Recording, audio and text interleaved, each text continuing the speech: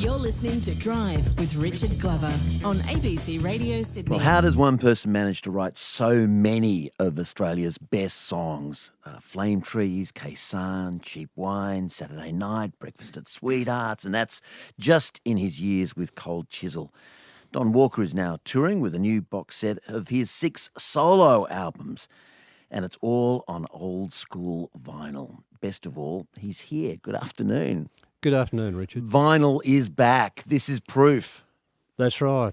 Yes. Well, it's been back for quite a while, but my music hasn't been available on it until the last few weeks. Mm-hmm. Why do you love it? I'll be honest with you. I haven't put something on a turntable for 25 years, but people tell me that it sounds a lot better, and there's a lot of people listening on vinyl now. And if you walk into, any of the record shops around the place, more than half of what they've got on the floor is vinyl. Yeah. Well, it's got so many advantages. The cover art is better because the size is bigger. It forces you to get up off the couch to turn the record over, so it's good exercise. Yep. And yeah, there's something warm about the sound, isn't there? Do you listen to it? Yeah, occasionally. Yeah. Well, yeah, exactly. Yeah, I've got a turntable and I love it actually. Yeah, I've got a fantastic vinyl collection that I put in storage when CDs came out. So sooner, I'm a bit unsettled at the moment as to where I'm living, but sooner or later when I do get more of a permanent place, I'll get all that out. Get all the old vinyl out. Now, if you went to your very first vinyl, the stuff that you collected, I don't know, when you were still a teenager, what would be in it?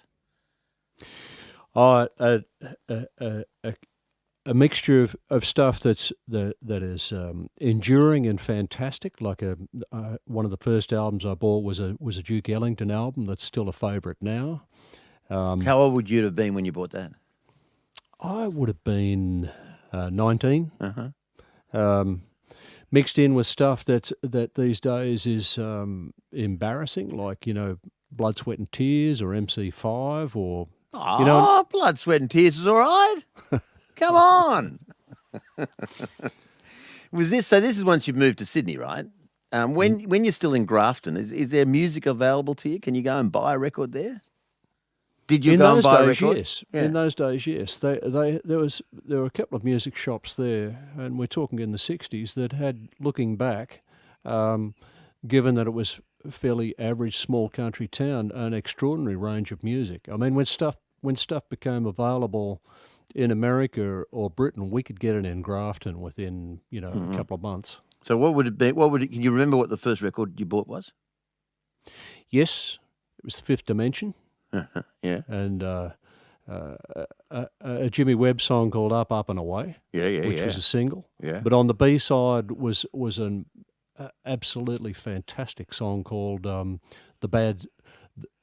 Poor Side of Town, which is a real black gospel song. Don't know that one. All right. By this time, you're already playing the piano. You've been taught by a local music teacher, yeah? That's right, yes. On 2 farms away. Dot, I think she was called. Dorothy Morris. Dorothy Morris. Mm-hmm. What was Dorothy Morris like? She was wonderful. She was a spinster, a beautiful piano player, and a lovely lady who had been to school with my father. In fact, in the end, when she passed away in St. Luke's, which is in King's Cross, just across the road from my house. But that's a long time ago. So you started together and you finished together. That's right. That's good. Well, you weren't finished at that point, but you were living there. What did she teach you? What sort of things? She taught me the only classical music she taught me and my brother was a little bit of Chopin. Mostly she was teaching us stuff like Fats Waller and Winifred Atwell and, that kind of bluesy stuff, I guess, 20th century stuff. Do you find it in your music? Do you find the stuff she taught you still in your music? I don't think so, but it must leak in there somewhere. Don Walker's here. Talk to me about songwriting. I mentioned this, amazing list of songs you've written. A lot of them are observational, it seems to me. They start with an observed moment. I was playing breakfast at, it's full of little...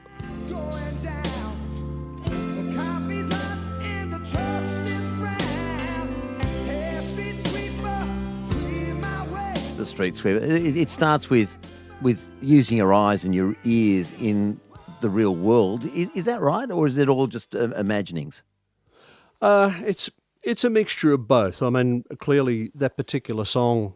Yes, I used to go and eat at a place called Sweetheart's Cafe, which was in King's Cross, where the McDonald's is now, and that was a bit of that had been there for a long time. It was run by a family who later became friends of mine, and so I used to eat cheap meals there, or go and get sandwiches there when I didn't have much money. So it's really what's in the song is what's around me, but I wouldn't be sitting there thinking, oh, gee, there goes a street sweeper. Okay, that's line 3. It's not like that. Do you have a notebook though? Do you take notes? Not well. Lately, for a long time it was dictaphone. Lately, I've gone without planning to. I find I've been jotting stuff down because I've been living in hotel rooms such a lot lately. Those little notepads that's on the desk in the hotel room. So I finish up writing on them. And then you find your pockets are full of half-written scraps of ideas. Yeah, you got that sort of stuff, and they're clipped together with paper clips, and this is this song, and that's that song written on the back of the other one, and it's a bit of a mess. And then you sit down, do you? And you look at these scribbles, and you think, is there something that's got the possibility to grow into a song? Yes. Yeah. And then you sit and down. Sometimes I'm wrong. and then how do you proceed from there? So you've got the breakfast at Sweethearts or something, street sweeper, street. This time the food. You got these scribbled notes. How do you proceed from there? Well, you sit there and in front of the piano, I guess. No. Okay. I never do any of this in front of a piano. No, it's always in places like that, or in a park, or somewhere out. Ah, really? Yes. Yeah. With the tune playing in your head? Yes. Right. But how do you then capture that? You capture the tune. Well, I know what the tune is, and I can hear that. And so you let that stay in your memory? Well, yes. If it doesn't stay in your memory, it probably wasn't a very good idea. So it has its own testing system. That's right. Does it last enough for the walk home from the park to the piano? Yeah, well, I very seldom go home from the park to the piano. I mean, to tell you the truth, I rarely play the piano. It's only if I've got if there's a Cold Chisel show coming up, I go and do some piano practice and sort of relearn how to play the piano. But apart from that, I don't go near it much. But to create the song, you got to pick it out on the piano, don't you? Well, so often not. Which you could just go into the studio with, in the case of Cold Chisel, with Jimmy and Ian and the boys, and say, "Look, this is the plan." Yeah, and kind of sing it to them. Write out a set of chord charts and get Ian to play the chords, and I'll sort of croak through it and accurately enough so that Jim can pick it up, or Jim or Ian can pick it up and sing it properly. So the chords go. I'm amazed by this in a way. The chords go straight from the brain into that without passing through a musical instrument. Sometimes, yes. Yeah.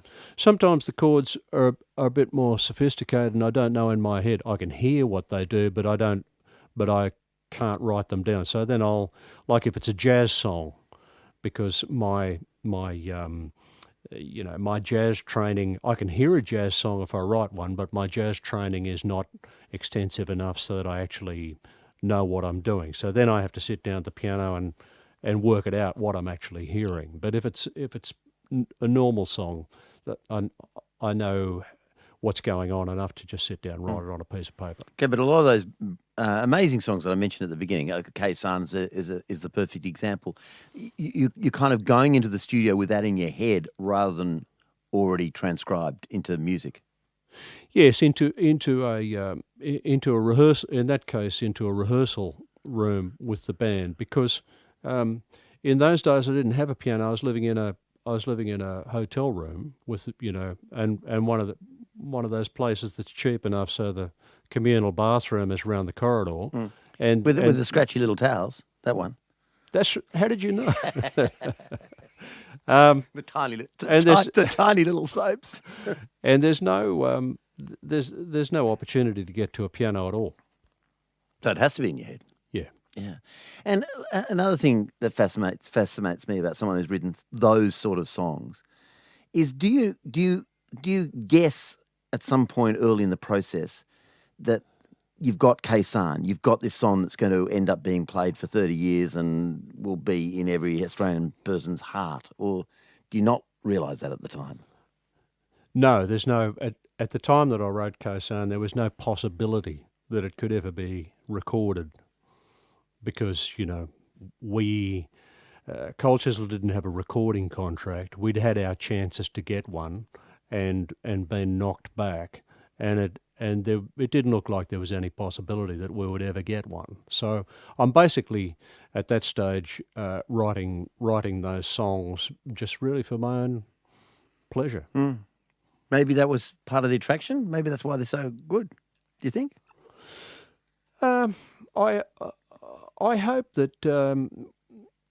I hope that once we did get a record contract that the quality didn't tail off. But I mean, one of the things, I've talked to Jimmy a couple of times recently because of the 2 volumes of his autobiography, and in both those, he's very frank about the fact that he really wanted to be in a covers band, and you had to really twist his arm. He's very frank about it. Is that how you remember it? Well, when we were in Adelaide before we went anywhere, there were covers bands playing around the place that, and they were living very well. They were making a lot of money.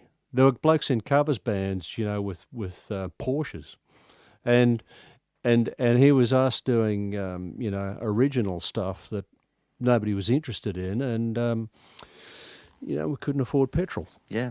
Jimmy, I've got a handful of these obscure songs. One's called Flame Trees, one's called Kaysan, one's called... That's right. Yeah. Hey, what are you going to play for us today from this, amazing 6 solo albums all brought together on this vinyl set? Blacktop is the title of it. Don, by the way, is playing the Camelot Lounge tomorrow week. That's the 19th.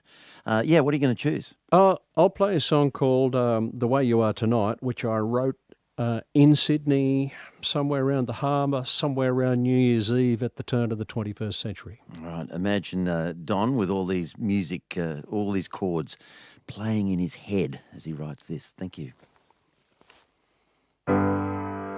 All the faces in the crowd,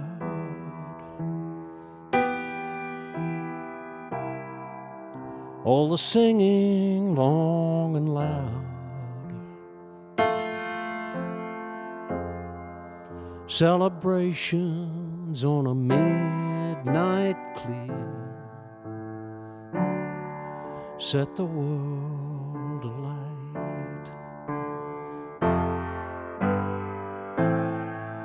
All the fire in the sky,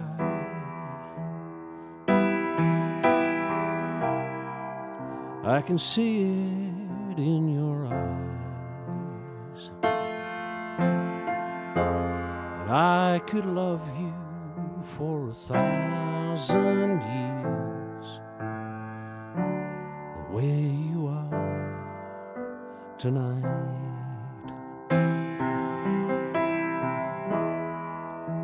The way you hold me, the way you sing along, and find some way to make me feel so good. Whatever else may be wrong, there are times I get to see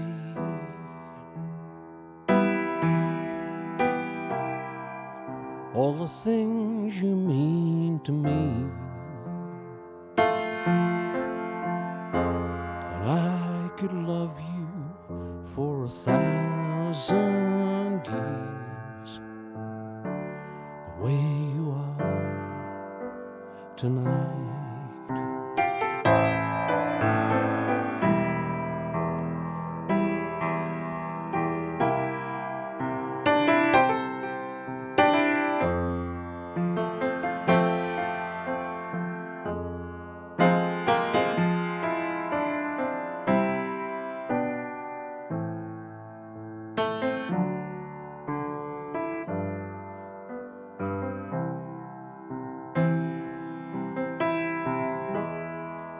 You see all the tired faces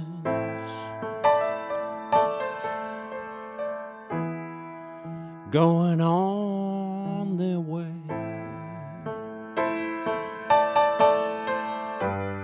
In the east, there's just the painless line that shows the coming day. And as it breaks across the sky,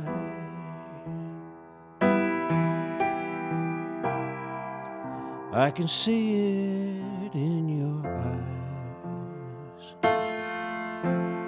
And I could love you for 1,000 years,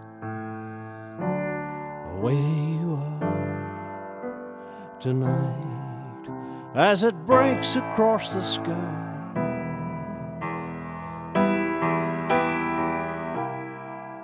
In the closing of your eyes, I could love you for 1,000 years, the way you are tonight.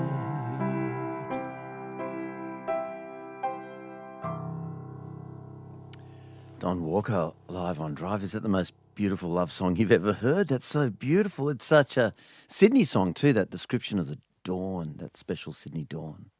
Yeah, lovely. On a New Year's Eve. On I a didn't New put Year's in the drunks and the Oh, well, you put in the fire in the sky, which I've never heard the fireworks described as that, but that's beautiful too. Yeah, what a treat. Gee, you're a star. Thank you so much for coming in. That was so beautiful. Thanks for having me in, Richard. Yeah, absolutely fantastic. Don Walker, his new vinyl box set of his solo catalogue with the title Blacktop is out, all 6 albums, and he plays the Camelot Lounge in Marrickville tomorrow week. That is the 19th. Yeah, Don Walker, live on Drive. Just a lovely note, actually, on a text. When I was 15, working my first job, I used to get home at 3 on a hot summer's day and put the LP, Breakfast at Sweethearts, on the record player and fall asleep to the sound. The unique, musty sound of vinyl takes me back to another lifetime. Isn't that nice? And One Long Day, we need to hear more of One Long Day, says Anne. Long track, but one of their best compositions. So there you go. Don Walker, live in the studio.